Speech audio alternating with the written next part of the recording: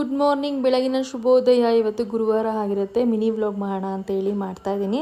But ಇದನ್ನು upload ಮಾಡೋದು 2 days ಆಗುತ್ತೆ. ಯಾರು ಏನೋ ಅಂದ್ಕೊಳ್ಬೇಡಿ. ಸೊ ಗೈಸ್, ಏನಕ್ಕೆ ಗುರುವಾರದೇ ವ್ಲಾಗ್ ಮಾಡ್ತೀನಿ ಅಂದರೆ, ನಮ್ಮ ಮನೇಲಿ ಗುರುವಾರ ಟೈಮ್ ನಾನು ಎಷ್ಟೇ ಬ್ಯುಸಿ ಇದ್ದರೂ, ಗುರುವಾರ ಎಲ್ಲೇ ಹೋಗಿದ್ರು ನನ್ನ ಮನೇಲಿ ಬಂದು ಪೂಜೆ ಮಾಡೇ ಮಾಡ್ತೀನಿ.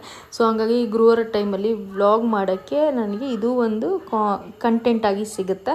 ಸೊ ಹಂಗಾಗಿ ನಾನು ಗುರುವಾರ ಟೈಮೇ ವ್ಲಾಗ್ ಮಾಡ್ತೀನಿ. ಜೊತೆಗೆ ಇನ್ನೊಂದು ವಿಷಯ ಹೇಳಬೇಕು ಅಂತ ಅಂದರೆ, ನಾನು ಡೈಲಿ ಪೂಜೆ ಮಾಡಲ್ವ ನೀವು ಅಂತ ಕೇಳ್ಬೋದು. ಎಸ್, ನಾನು ಡೈಲಿ ಪೂಜೆ ಮಾಡಲ್ಲ. ವೀಕ್ಲಿ ಒಂದು 3-4 ಡೇಸ್ ಇರುತ್ತೆ. 4 ಡೇಸ್ ಅಂದ್ಕೊಳ್ಳಿ. 4 ಡೇಸಲ್ಲಿ ನಾನು ಗುರುವಾರದ್ದು ಒಂದು ಆ್ಯಡ್ ಮಾಡ್ಕೊಂಬಿಡಿ ಪೂಜೆ.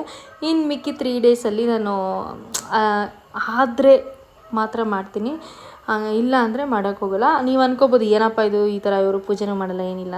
ಮನಸ್ಸು ಶುದ್ಧವಾಗಿ, ತಲೆ ಶುದ್ಧವಾಗಿ, ನಾವು ಮಾಡೋ ಕೆಲಸ ಶುದ್ಧವಾಗಿದ್ದರೆ ಪ್ರತಿ ದೇವರು ಕೂಡ ಮೇಲಿಂದನೇ ಆಶೀರ್ವಾದ ಮಾಡ್ತಾರೆ ಅನ್ನೋ ಒಂದೊಂದು ಕಾನ್ಸೆಪ್ಟು. ಯಾವುದೇ ರೀತಿ ನಾವು ಯಾರಿಗೂ ಕೆಟ್ಟದ್ದು ಮಾಡ್ದಲೇ ಒಳ್ಳೇದು ಮಾಡ್ಕೊಂಡಿದ್ರೆ ಅದು ಗುಡ್ ಅಂತ ನನ್ನ ಒಂದು ಕಾನ್ಸೆಪ್ಟ್. ಹಾಗಾಗಿ ನಾನು ಪೂಜೆ ಮಾಡಿದ್ರು ಓಕೆ, ಮಾಡದೇ ಇದ್ರು ಓಕೆ, ಸರಿನಾ.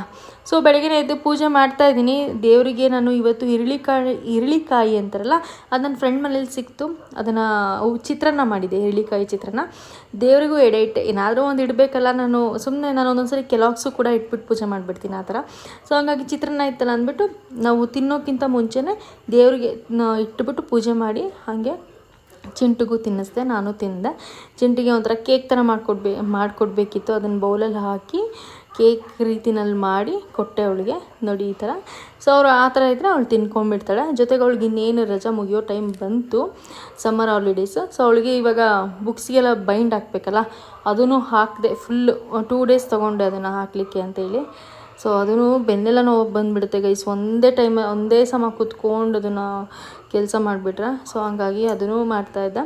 ಜೊತೆಗೆ ಮಧ್ಯಾಹ್ನ ಆಂಟಿ ನಮಗೆ ಹುರುಳಿಕಾಯಿ ಮೊಳಕೆ ಕಟ್ಟಿದ್ದು ಹುರುಳಿಕಾಳನ್ನ ಕೊಟ್ಟಿದ್ದರು. ಅದಕ್ಕೆ ನಾನು ಜಸ್ಟು ಸೂಪ್ ಥರ, ಲೈಕ್ ನೀರು ಹಾಕಿಬಿಟ್ಟು ಸ್ವಲ್ಪ ಉಪ್ಪು ಹಾಕ್ಬಿಟ್ಟು ಬೇಯಿಸ್ಬಿಡೋದು. ಅದನ್ನು ನಾವು ರೈಸು ತಿನ್ಬೋದು, ಮತ್ತು ಏನದು ಹಾಗೇನೂ ಕುಡಿಬೋದು. ಸೊ ಆ ಥರ ಒಂದು ಸಾಂಬಾರು ಮಾಡಿ ಊಟ ಮಾಡಿದ್ವಿ.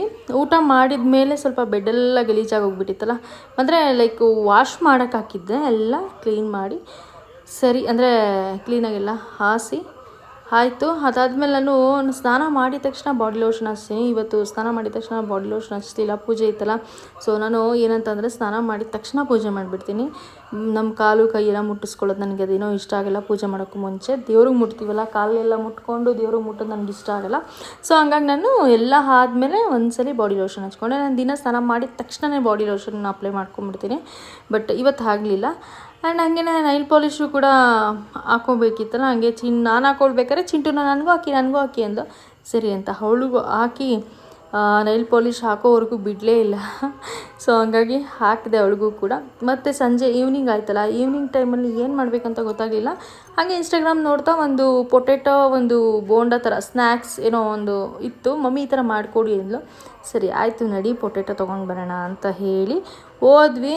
ಆನ್ ದಿ ವೇ ಬರ್ತಾ ಹಾಲು, ನನಗೆ ಇದು ಫಸ್ಟ್ ಟೈಮ್ ನಾನು ಇಲ್ಲಿ ಹಾಲು ತೊಗೊಂಡಿರೋದು.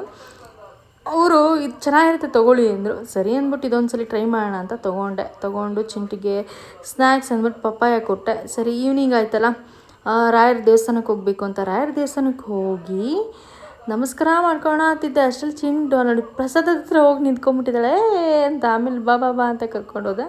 ಸೊ ತುಂಬ ಅಂದರೆ ತುಂಬ ರಶ್ ಇತ್ತು ಗೈಸ್ ರಾಯರ ದೇವಸ್ಥಾನನೇ, ರಾಯರ ಹತ್ರ. ಸೊ ರಾಯರಿಗೆ ಹೇಳಿದೆ, ಏನು ರಾಯರೇ ಇಷ್ಟೊಂದು ಜನಗಳನ್ನ ಸಂಪಾದನೆ ಮಾಡಿಬಿಟ್ಟಿದ್ದೀರಾ, ಇಷ್ಟೊಂದು ಜನ ಇದ್ದಾರೆ, ನನಗೆ ಜಾಗನೇ ಬಿಡ್ತಾಯಿಲ್ಲ ನಿಮ್ಮನ್ನು ನೋಡೋಕ್ಕೆ, ಹೆಂಗೆ ನೋಡೋದು ಅಂತ. ಇಲ್ಲಮ್ಮ ನೋಡು, ಆರಾಮಾಗಿ ನೋಡು, ಅವರು ನೋಡಬೇಕು ನೀನು ನೋಡಬೇಕು ಅಂದರು. ಸರಿ ರಾಯರೇ ಅಂದ್ಬಿಟ್ಟು ಪೂಜೆನ ಮಾಡ್ಕೊಂಡು ಪ್ರಸಾದ ತಿನ್ಕೊಂಡು ಬಂದೆ.